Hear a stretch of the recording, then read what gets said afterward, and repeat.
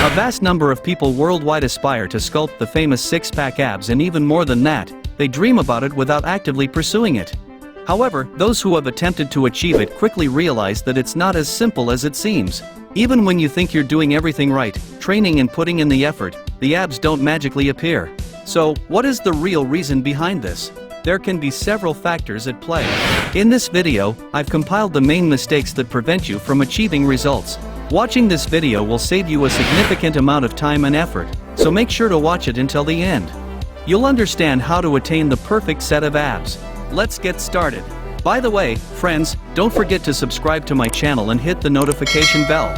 Stay updated with my latest content. Now, let's move on. The number one mistake is assuming that the abs are a single muscle. In reality, the famous six-pack is just one superficial manifestation. It's essential to understand the overall anatomy.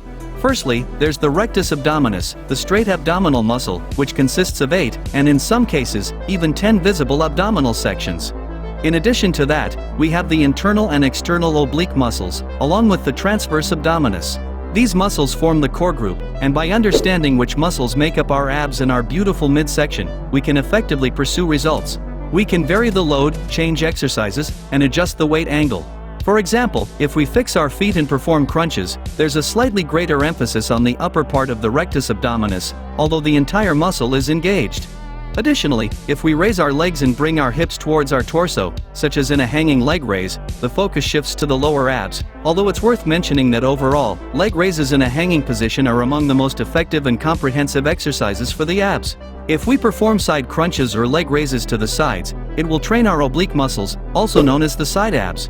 The next mistake in working on our abs is avoiding adding resistance. Many people believe that the abs can only be developed using their body weight. In other words, they think that crunches, sit-ups, and leg raises are the only exercises needed, and they disregard the use of external weights. While it is possible to achieve results using just body weight exercises, it's generally an exception rather than the rule. Working with added resistance can expedite progress because there's a wide range of exercises available, especially when working out in a fully equipped gym. We can create resistance for our abs as well.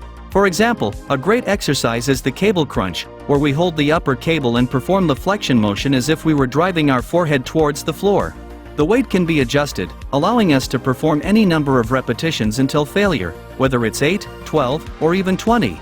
There are also specific machines designed for similar exercises. Additionally, we can add resistance to exercises such as leg raises on a bar. For instance, we can hold a dumbbell between our feet and go for it.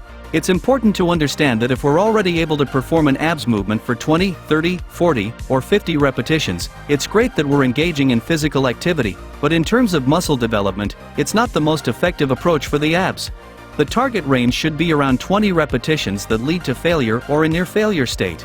Therefore, if we're doing significantly more repetitions, we need to add weight and increase the intensity. The next mistake is sticking to the same exercises.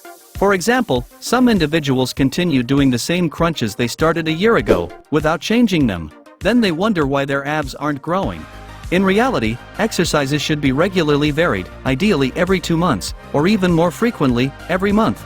This is because our muscles need to be constantly surprised. They adapt quickly to repetitive loads and stop responding effectively to them. Therefore, the optimal approach is to select a few exercises and, for example, in 1 month, perform a combination of 2 or 3 exercises. In the following month, switch to 2 or 3 different exercises, and so on. The next mistake is resting between repetitions. Here, I'm referring specifically to rest between repetitions, not sets. Of course, rest is necessary, but what I mean by rest between repetitions is when we choose a range of motion where the muscle is not working and is completely relaxed. For example, when we hang from a bar and lift our legs, there is a specific range where the abs are minimally engaged or not engaged at all, completely relaxed. It's important to avoid reaching that point when lowering our legs so that our muscles remain partially engaged. I understand the inclination to lower the legs as much as possible to relax the muscles because it's a subconscious tendency to minimize effort and strain. It's a natural response of our body and brain to reduce the load and exertion. However, we should understand that the most effective muscle activation occurs when we don't let our muscles rest within the range of repetitions. They should be constantly engaged. The next mistake is involving other assisting muscles in the contraction. These can be muscles such as hip flexors, arms, or even the back. In some movements, we need to isolate our abs and focus solely on working them. For example, when performing hanging leg raises, if we simply lift our legs while our torso remains fixed, we're actually engaging our hip flexors, lower back, and quadriceps. It may feel like we're targeting our abs, but in reality, we're not. It's no wonder that we feel the burn and fatigue primarily in the hip area instead of the abs when using this technique. To effectively target the abs, we need to lift the weight using our abs, whether it's the legs in the hanging leg raise or the torso in a classic crunch. We should concentrate on our abs, ensuring neuromuscular control and contracting them without relying on assistance from other muscle groups. Otherwise, we'll be developing our hip area while neglecting the abs, resulting in a lack of growth and development. Another example is when we involve our arms or lateral muscles. For instance, if we place our hands behind our head and forcefully pull ourselves up, we're adding unnecessary tension to the abs. This technique deviates from proper form and reduces effectiveness. The next mistake in developing our abs is the lack of a comprehensive approach. By this, I mean that if we want to see six-pack abs, it's not just about exercising, but also maintaining an adequate diet. We shouldn't accumulate excess body fat, so we need to control our overall daily calorie intake. In general, visible six-pack abs primarily depend on having a low percentage of body fat. The development of the abdominal muscles plays a secondary role. Therefore, if our main goal is to have six-pack abs, we should start with our diet, and abdominal exercises will simply complement our efforts. However, if we want to develop the muscles in our entire body, it's essential to work on all muscle groups. By the way, I'd love to hear from you in the comments about how you work on your abs, your preferred exercises, and how often you do them. Feel free to share your experiences. Now, I highly recommend watching my other video about breaking the biceps growth barrier and the shocking mistake holding you back. You'll find the link to the video on your screen, and I've also included it in the description.